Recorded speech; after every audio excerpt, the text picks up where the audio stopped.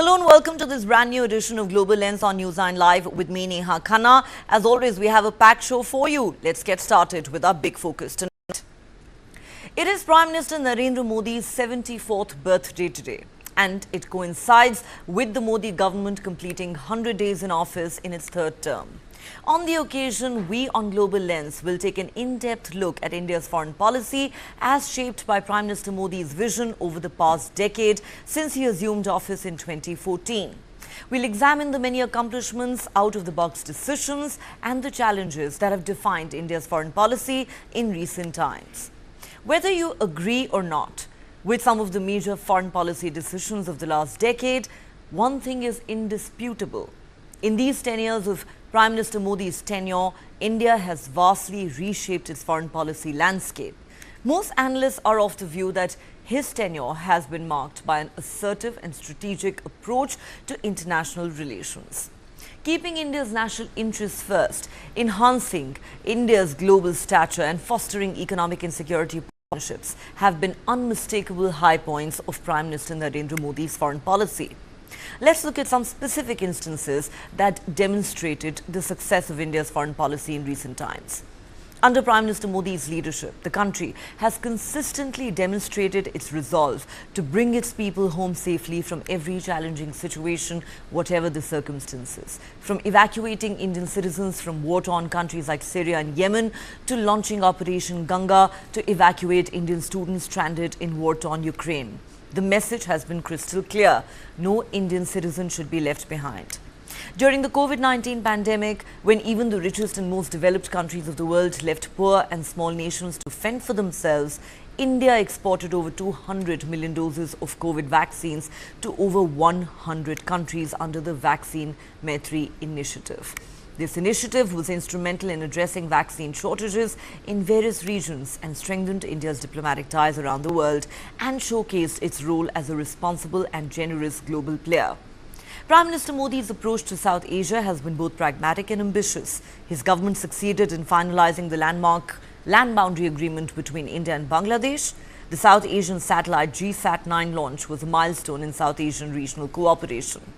Prime Minister Modi's government has adeptly navigated complex geopolitical landscapes to secure India's economic interests. A prime example is India's procurement of discounted Russian crude oil despite international sanctions, showcasing the country's strategic autonomy and pragmatic approach to energy security. The bold move, made in the face of Western pressure, not only met India's domestic energy demands, but also demonstrated its ability to balance economic priorities with diplomatic sensitivities in a volatile global environment. In the process, New Delhi also managed to quite deftly call out Western hypocrisy on the issue of Russian oil and gas imports, with Foreign Minister Jaishankar once schooling Western journalists by saying, "What India buys from Russia in a month, Europe buys in an afternoon." India's growing diplomatic influence has positioned it as a potential mediator in the Ukraine-Russia conflict, with the world increasingly looking to India to play a constructive role in conflict resolution. A fact acknowledged by both Russia and Ukraine, as well as multiple other countries. If there is one country today that is perceived as an unbiased and honest peace broker which can potentially end this conflict, it is India. This reflects India's emergence as a trusted friend and reliable partner on the global stage, as well as a prominent voice for the global south.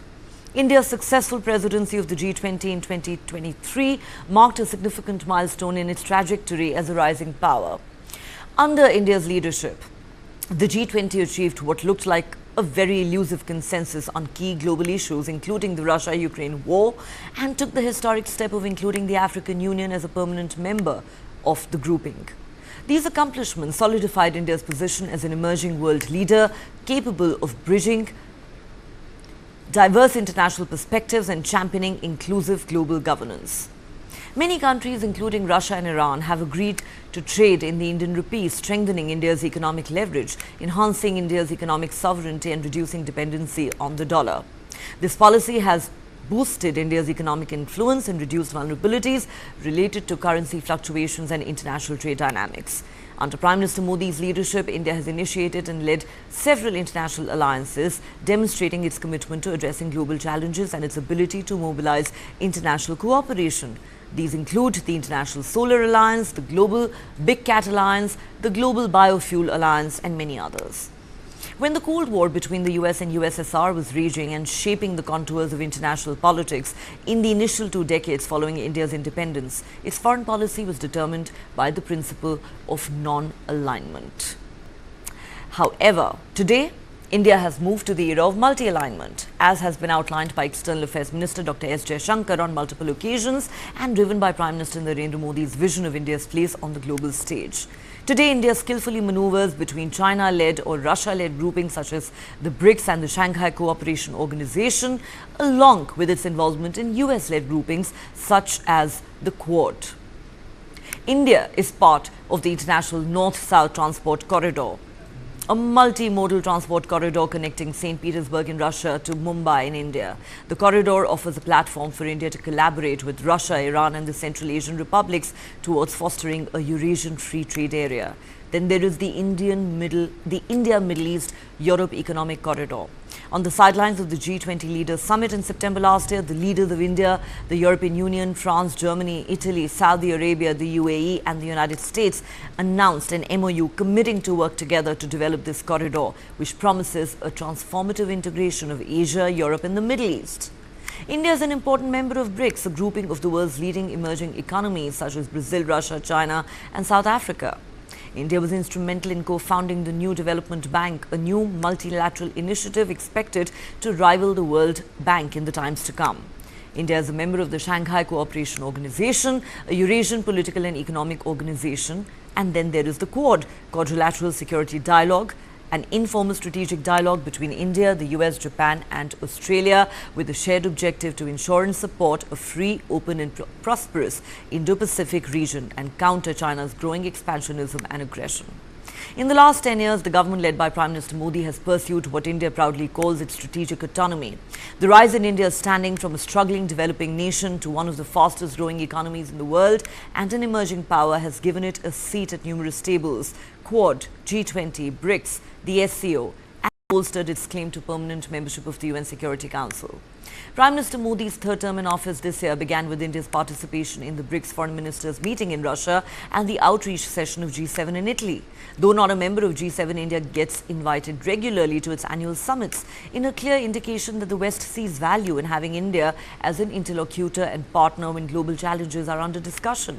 As we said earlier, India has the most unique position on the ongoing Russia-Ukraine war, as it has maintained friendly ties with both the warring nations and is respected and trusted as an honest peace broker by all sides. Prime Minister Modi's famous words to Russian President Vladimir Putin, "This is not an era of war," resonated around the world and have been quoted by several world leaders. Prime Minister Modi visited Russia in July this year. It sparked criticism in Western policy-making circles and media. It was condemned by Ukrainian President Zelensky, but it demonstrated India's pragmatism, strategic autonomy and commitment to a time-tested friendship. Putin warmly welcomed Prime Minister Modi in Moscow and referred to him as a dear friend. And the development that took many by surprise was Prime Minister Modi's decision to visit Ukraine the very next month. In his talks with both the Russian president and the Ukrainian president, Prime Minister Modi was categorical. India has always been on the side of peace. Dialogue and diplomacy are the only way forward. No solution can be found on the battlefield. India strongly advocates for peace in the region and is willing to play any role necessary in conflict resolution and restoration of peace and normalcy. Both the presidents have acknowledged India's role in the peace efforts. Putin has said that India, along with China and Brazil, can act as a mediator between Russia and Ukraine. Zelensky has even suggested that India can host a second peace summit. All these instances have powerfully demonstrated how India is ready to play a major role in global geopolitics without compromising on its pursuit of national interests and without a strong alignment with any major world power. This is India asserting its strategic autonomy like never before. Despite international pressure, India is walking a diplomatic tightrope while balancing its ties with Russian and Western partners. While the West has viewed India's reluctance to openly condemn Russia with skepticism, India is still the United States' net security provider in the region. During Prime Minister Modi's state visit to the US last year, President Biden described the India-US relationship as the defining partnership of the 21st century. India's stance on Russia is based on its national interests and dictated by the country's right to an independent foreign policy and the ability to choose its own allies. Of course, it's challenging to maintain this delicate balance in the face of mounting geopolitical pressures, but India has shown the world that it will not bow to any pressure and will certainly not be dictated to. The last couple of years have marked an inflection point in India's foreign policy, from holding the presidency of the UN Security Council in December 2022 to the Global South Summit, participating in the G7 and Quad summits, and hosting the Shanghai Cooperation Organization Summit. Through its G20 presidency, India was able to get the most powerful and consequential countries of the world to gather around the table, discuss and agree on some of the most pressing and intractable issues concerning the world. External Affairs Minister Jaishankar later remarked, "When we took the presidency, people did not have many expectations from it. Through our G20 presidency, we bridged all the divides, found a common ground for countries which were otherwise arguing amongst themselves and who found it very difficult to reconcile, but we were able to bridge it." India's goal has been to burnish its strategic autonomy credentials through these summits, balancing close ties with its Western partners with its historical claim to leadership amongst the world's not-so-privileged countries, now referred to as the Global South. In this regard, India has succeeded. In fact, India took the lead in raising Global South's concerns by virtually hosting the first ever Voice of Global South Summit. At least 125 countries participated, and India carried this theme forward to the G20 summit. It is clear that the evolution of India's foreign policy from non-alignment to multi-alignment has yielded rich dividends. Of course, questions continue to be asked as to whether New Delhi can continue to straddle all sides amidst intensified rivalry between the United States and its allies and China and Russia. But it has demonstrated that, in fact, it can be done. Some analysts have pointed out that India has sealed its status amongst the major powers and important groupings as a friend to all and an enemy to none. They say all camps seem to need India on their side. India's global influence is not attributed to its size alone, but also to its growing economic clout, especially technological and military capabilities. As its influence increases, India is poised to play a greater role as a bridging power, a peacemaker and a consensus builder on the global stage without compromising on its national interests, and that is where the success of India's foreign policy lies. Of course, there are challenges galore, from the intractable border dispute with China to India's ties with many of its neighbors suffering setbacks in recent times. In the course of the show, we'll look at the biggest success stories and the setbacks in the trajectory of India's foreign policy in the Modi era.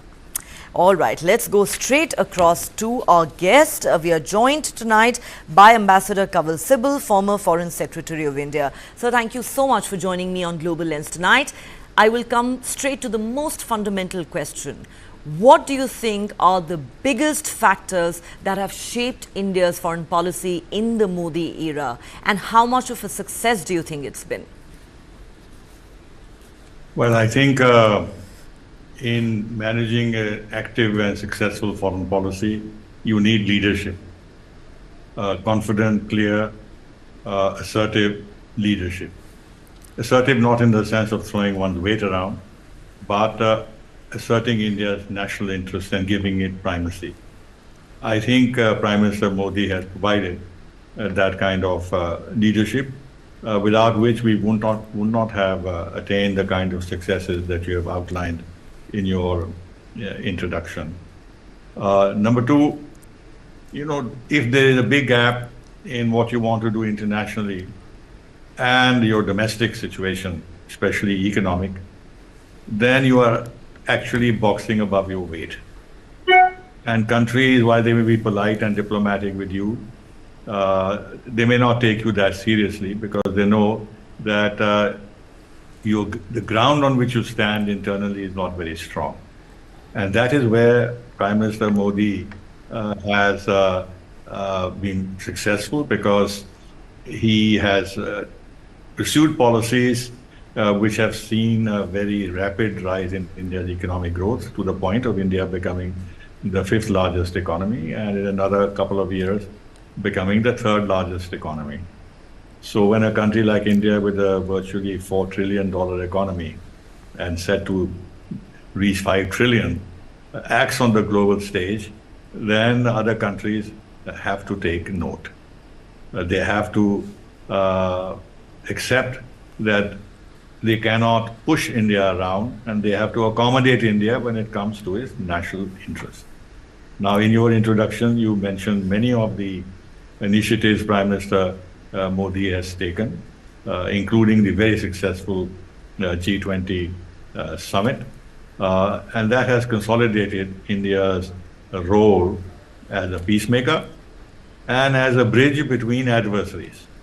we managed to get a final communique at the G20 meeting, overcoming the possibilities that we may not have succeeded in at all because of the fundamental differences between Russia and the West on this issue.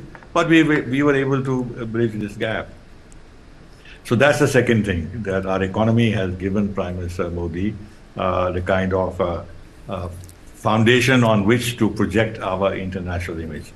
The third is that Prime Minister has been extremely active in terms of visiting numerous countries.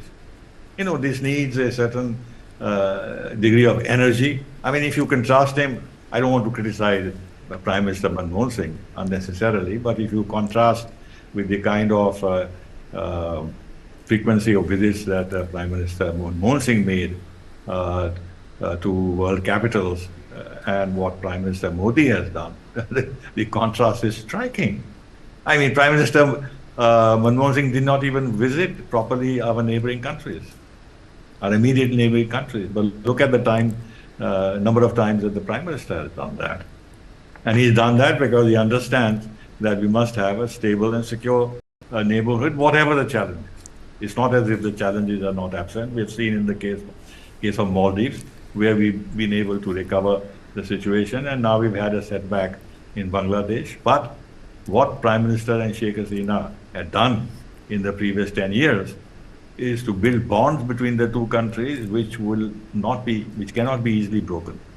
In fact, Bangladesh, whatever it says and does in its current period of turmoil, will soon realize the reality on the ground. The kind of interdependence that has been created, which is mutually beneficial, both to India and to Bangladesh. With Sri Lanka, you've seen how we came to their help, giving them almost $5 billion of assistance at a time when their economy was collapsing. In Prime Minister, and then Prime Minister has visited countries as far as Fiji. He's had a summit meeting with the island states of the Pacific. He's had a summit meeting with the Caribbean states. He's paid a lot of attention to small countries. Why has he done that? Because if we want to be a voice of the global South, then we can't be selective that we will only deal with Brazil or South Africa or the major countries of the global South. We have then to spread our net wider, and with also this aim that within the United Nations, we should have a body of countries which support us, which relate to us, which value the relationship with us. Of the Security Council, and there's voting in the UN General Assembly, then every country has one vote. And that is why it's very important to cultivate the smaller countries. The initiative we took to make the African Union a part of permanent member of the G20 was a very thoughtful diplomatic stroke, which won over the African countries in terms of their relationship with India. We've had African summits and all that, of course. But we have given Africa a voice in what today is the most important multilateral group, because the larger multilateral system has not worked. The United Nations is not working. The UN Security Council is not working. G20 is the only forum in which you have everybody, China, Russia, United States, the G7 countries, Saudi Arabia, and what have you. And here, Prime Minister brought in the African Union to balance the European Union, which also has a permanent seat in the G20. So these are the many initiatives he has taken. And then what you rightly mentioned in your introduction, that we've been able to balance our relationship with key powers of the world in this uncertain global situation where there is so much tension and there's conflict. And the big powers are ranged against each other, with the US, Europe, and Britain, and Japan, Australia, Canada ranged on one side, and Russia and China, and now North Korea is probably joining them, ranged on the other side. We actually have positioned ourselves in a way where we can actually play a bridging role, a real bridging role, because we can talk to all sides. Of course, we have a problem with China, and that hampers our diplomacy. But nevertheless, we have carefully managed that relationship with China at the geopolitical level, though not at the bilateral level. But we managed that by being member of the BRICS and SCO, and possibly the RIC, the Russia-India-China dialogue, perhaps can be resuscitated, though not at the summit level. Our foreign minister is frequently meeting the Chinese foreign minister, so as to keep the channels of a dialogue open with China and play a game of patience, so that at some stage, China hopefully would realize that it is in their interest to make peace with India, not on their terms, but on mutually satisfactory terms. So here we have positioned ourselves as a very valuable player, and countries are looking at us, as you rightly said, to be a go-between with regard to the raging conflict in Europe, which risks to become extremely serious, as there is the nuclear dimension that is involved. And with the kind of escalation that is being considered by the West, anything can happen. And therefore, India has to play a very vital role. Prime Minister has taken a risk based on the fact that he has now credibility on the global stage to see if he can nudge the two sides in the Ukraine conflict to looking at peace and dialogue and diplomacy as a possible route to a solution. It will not be easy, but he has credibility. He's gone to Russia, he's gone to Ukraine. There is some kind of, I won't say a plan, but some exchange of ideas on how a solution can be found, which is why the National Security Advisor was sent specially to meet President Putin and in order to explain to him or brief him on the conversations that our Prime Minister had with Zelensky. This is remarkable, frankly, since I've been ambassador to Russia. I know a little bit on how Russia views such meetings. They are very difficult when it comes to even meeting foreign ministers, much less the national security advisors.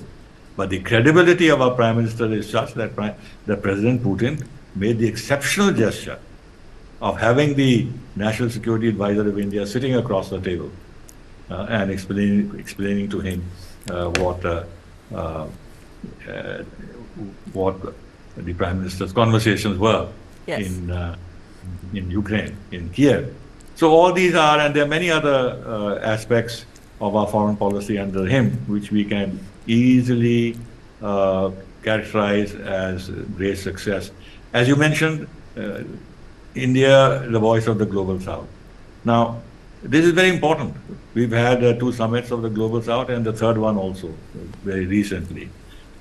This gives us a lot more space in terms of international diplomacy, because then the other countries look at India not as India alone, but India, which if is not the acknowledged leader of the Global South, but which has a finger on the pulse of the Global South and can therefore articulate what the demands and expectations of the Global South are. And therefore, when there are going to be reforms of the international system, economic and political, then what India says would be important, because it would be reflecting also what is the general demand of the Global South. So this also increases Prime Minister Modi's and India's stature in his international conferences and meetings and relations in general. A lot of factors that seem to have contributed to India's rising global stature. So let me ask you this question. Even though it is said that diplomacy is conducted between nations and not leaders, but what do you think about Prime Minister Modi's charm offensive, if I may use that term? The fact that he has personal camaraderie with so many world leaders, that has been quite evident, during his meetings with them at both bilateral and multilateral fora.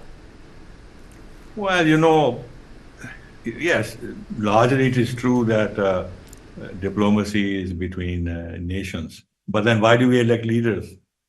I mean, if diplomacy between nations, then we can do with a poor leader who can't articulate the country's interest or pursue it on the national stage with any degree of credibility. I don't think that it's as simple as that. I mean, nations fine, but nations have to have leadership, and therefore the leader becomes very important. And the leader's understanding of what national interests are. I mean, we can talk in general terms of national interest, but who defines this national interest? If the leader has clarity of mind, an understanding of what the needs of the country are and what the challenges are, then he can define the national interest in ways that would actually maximize it. But if you're not clear about your definition of national interest, you can lose a lot of ground, which is why personal diplomacy is important. Definitely it's important, because how you relate to other leaders, what your credibility is, what is your capacity to explain your viewpoint, both in terms of your own domestic, not challenges, in terms of how you define your place in the global stage, it becomes very important. So Modi is very articulate. He has a vision, and people credit him for that. I know, for instance, that I know it from the inside, that the French president has been talking to him a lot. He respects him, he values his views, and consults with him. And Prime Minister has been talking to other world leaders too frequently. They're in contact with each other. Even President Putin has said that he has been talking frequently to Prime Minister Modi, and Prime Minister Modi has said the same thing. He's been also talking to President Biden. Today, the nature of diplomacy has changed. It is not formalistic as it used to be. But now people pick up telephones and speak to each other. They even pass on WhatsApp messages to each other. So therefore, that personal touch becomes very, very important. Yes. And who has done it better than Prime Minister Modi, lending that personal touch to diplomacy? Final question, sir. There have been many success stories, as far as India's foreign policy over the last decade is concerned, but you will concede that there have been challenges too, whether it is the intractable border issue with China or the setbacks that India has suffered in its neighborhood. How big are those challenges in your view? They're very big. The challenge with China is very, very big because China has a certain view of its international role. It wants to be the principal power in Asia. It doesn't believe in multipolarity. In fact, it is vying for a bipolar world where China and the United States are the principal powers, and understanding between them will shape the global environment. Now, the only country that can challenge that cozy scenario for China is India, because of its size, its economic rise, its human potential. And therefore, China is not going to easily resolve outstanding issues on the border with us, because then it frees India from a whole lot of handicaps that we are currently suffering from. Partly, of course, the huge burden on us in terms of building infrastructure on the border, keeping our military preparedness so that if there's a challenge, we can face it. And then the China-Pakistan equation. I mean, the United States has recently sanctioned a lot of Chinese firms for supplying missile technology to Pakistan. So China will continue to use Pakistan to try and neutralize India in the strategic sphere with nuclear and missile technology. So that challenge will remain. And then China's challenge is our neighborhood. After all, it has huge financial resources, which it uses to do projects, build infrastructure, buy up the political classes, because it is pretty amoral in this respect. There's no internal challenge to how, let's say, President Xi does things, unlike Prime Minister Modi. Constantly he has to face domestic challenges about his policies and has to explain them. So this is a handicap that democracies have, fortunately or unfortunately. So that challenge is there. in our neighborhood. Then the maritime strategy of China, building up a huge navy. It already is the biggest navy in the world in terms of numbers. And why are they building this? Not to be confined to the South China Sea. It is to eventually come into the Indian Ocean. And then in order to fly in the Indian Ocean, it needs bases. So eventually they try and build bases here.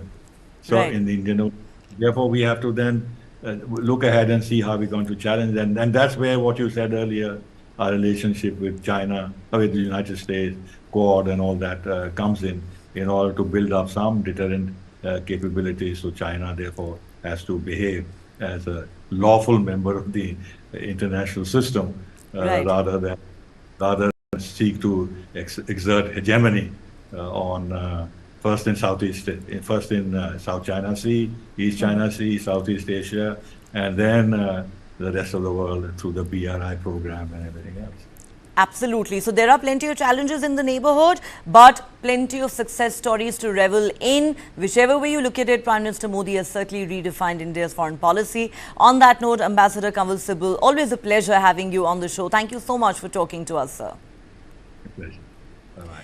All right, let's now move on to our other guests. Joining me on the Global Lens now is Ambassador Rajiv Bhatia, Distinguished Fellow of Foreign Studies Program at the Gateway House, Professor Sanjay Pandey at the Center for Russian and Central Asian Studies, School of International Studies, JNU, and Manoj Joshi, Distinguished Fellow at the Observer Researcher Foundation. Thank you so much, gentlemen, for waiting patiently. Let me start with Ambassador Rajiv Bhatia. Sir, your take on how India's foreign policy has shaped up in the Modi era? I think in a very objective manner, it can be said very clearly that in Mr. Modi, we have a foreign policy prime minister or foreign policy PM. This is one domain where he excels and he really enjoys conducting diplomacy at the highest possible level. I think he has contributed to the cult or the art of summit diplomacy in a very, very significant and substantive manner. I think at this stage, when we are talking about 10 years of Mr. Modi's foreign policy, we can clearly see that there were two phases. One from 2014 to the COVID time, roughly 2019-20, and the other post-COVID, the last 4 or 5 years. In the first phase, there was a very extensive approach to reach out to the world from Mexico to South Pacific.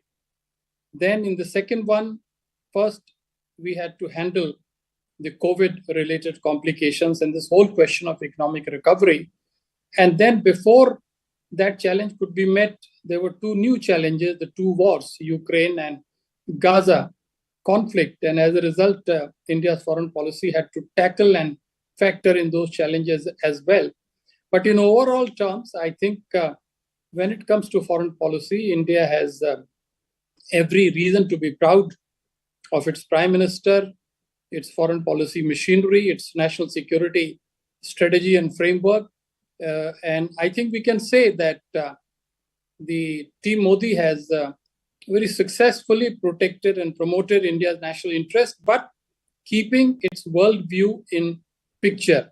It is not just about India, but it is also India's contribution to the welfare of the world, particularly the developing countries and the global south. So in overall terms, I would say as a practitioner and as a student of foreign policy, that the Modi government receives very high marks for its performance. The Modi government receives high marks for its performance. India can be proud of its foreign policy, you are saying. Manoj Joshi, for you, the big hits and misses of Modi's foreign policy over the past decade?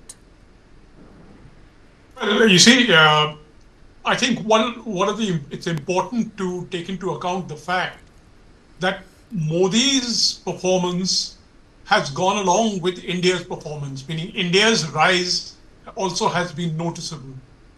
And so we have been fortunate that we have a Prime Minister who has synchronized his diplomacy along with the rise of the country. So when you talk of hits I think without doubt, the strengthening of the relationship with the United States has been a major hit. Meaning it is since 2017 that the Indo-Pacific strategy has been worked out. The Quad was revived. And after that, we have seen that India signed all the foundational agreements, began the process of 2+2 meetings with the United States. And a lot of this culminated last June when the Prime Minister went to Washington.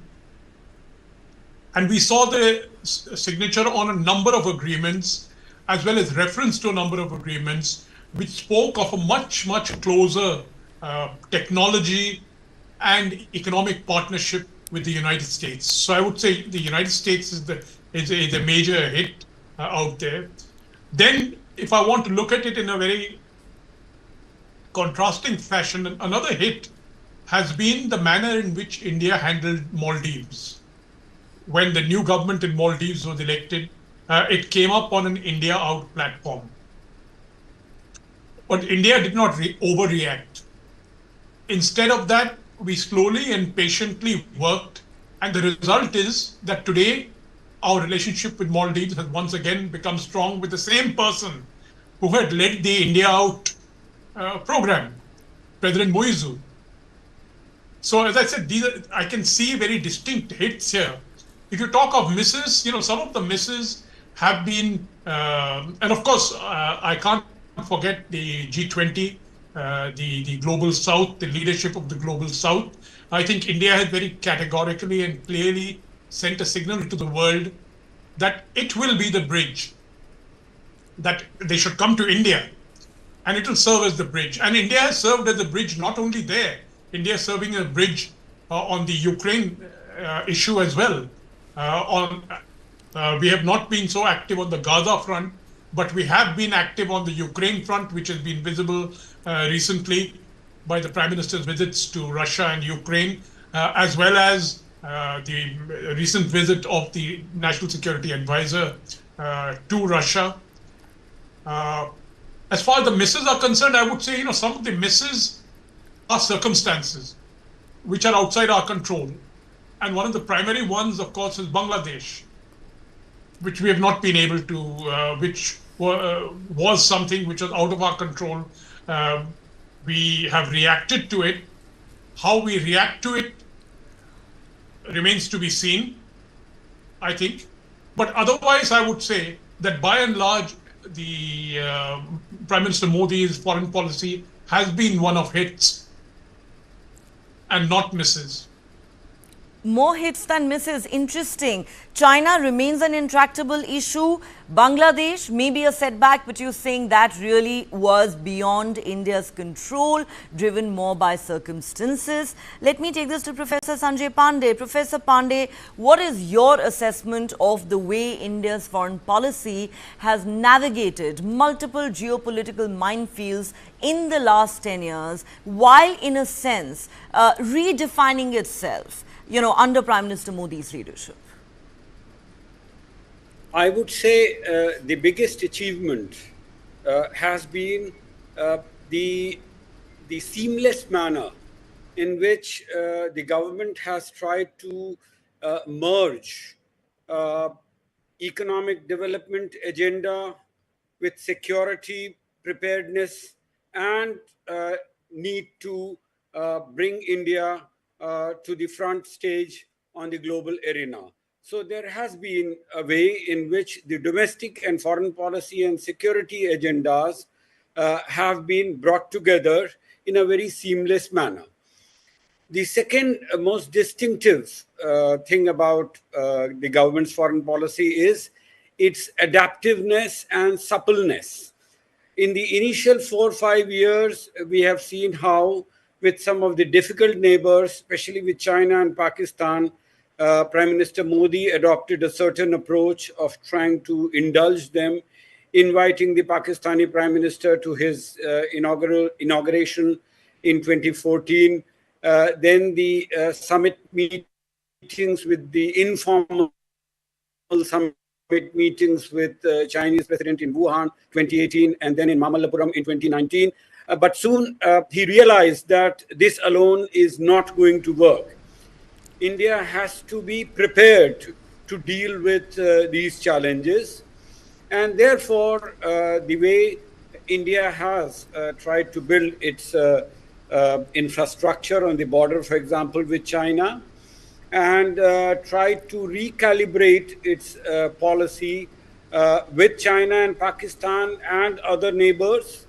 And of course, the very fine balancing act that it has done with Russia and US on the one hand, Iran and US on the other hand, and dealing with multiple global players and adopting a policy of multi-alignment, as has been said, is the major achievement. So a certain pragmatism, a certain suppleness, and ability to understand the changing global situation and to adapt the country's foreign policy according to it.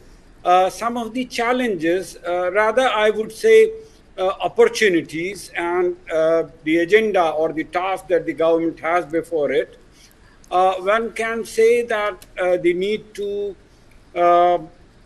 conclude some free trade agreements, whether with EU or with UK or with Eurasian Economic Community or other players, or for example, Gulf Cooperation Council. Yes. So this is one major task that I see for the government. Once again, talking about suppleness, I would say the way we have dealt with the Gaza and the Ukraine war and the silent diplomacy with which we are trying to deal with Afghanistan, again testifies to the pragmatism and the nuanced approach that the government has adopted. Silent diplomacy with Afghanistan, shuttle diplomacy between Russia and Ukraine, a lot of suppleness, pragmatism, and most certainly asserting its strategic autonomy, refusing to compromise on its national interests, and maintaining a delicate balance between major world powers. I think those are some of the factors that clearly define the success story of India's foreign policy over the last decade. On that note, Ambassador Rajiv Bhatia, Professor Sanjay Pandey, Manoj Joshi, thank you so much to all of you for joining me on Global Lens tonight. All right, let's now move on to some big breaking news that's coming in this evening from Lebanon. More than 1,000 people, including Hezbollah fighters and medics, have been injured in Lebanon after their communication pagers exploded. The explosions, believed to be caused by lithium batteries in the devices that they were carrying, led to widespread panic, as you can see in these pictures. A Hezbollah official has described the incident as the biggest security breach that the group has faced in nearly a year of conflict with Israel. These new communication devices carried by Hezbollah members contain lithium batteries which can smoke, melt and catch fire if they overheat. Such fires can reach temperatures of up to 590 degrees Celsius. The Israeli military has declined to comment on this situation, but hospitals in southern Beirut, a Hezbollah stronghold, have been overwhelmed by the casualties that have been reported. Ambulances have rushed to the scene. The Lebanese Red Cross dispatched over 50 ambulances to help. The explosions have not triggered panic across all of Lebanon, but certainly worsened the ongoing cross-border warfare between Hezbollah and Israel since the Gaza conflict began last October. Tens of thousands have already been displaced due to the violence on both sides of the border. For more on this story, let's now go across to our Deputy Managing Editor, Kartikeya Sharma. Kartikeya, quite a dramatic development this in Lebanon, and we don't quite know what led to this, but surely, the finger of, or the needle of suspicion rather, will point towards Israel. That are emerging from Reuters, Associated Press, Guardian and New York Times.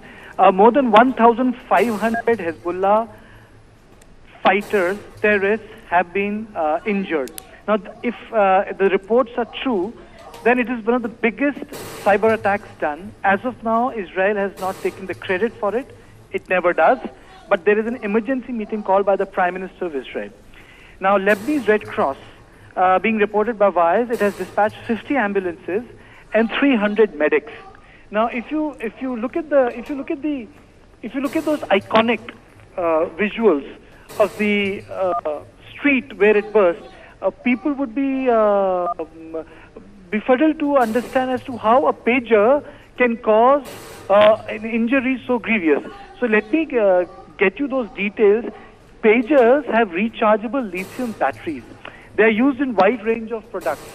Now, the fire caused by the explosion of these batteries can produce heat up to 590 degrees Celsius. Yes, 590 degrees Celsius. And most of these batteries were recently purchased.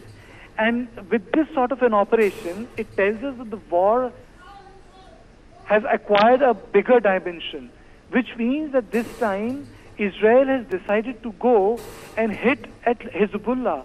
The wider understanding was that Israel will find it very, very difficult to attack Hezbollah because they have got more than 1 lakh fighters, far better trained than Hamas, better funded by Iran, with automatic weapons, with their own silos of rocket, a state to defend, which is Lebanon, and Hezbollah is part of their parliamentary process.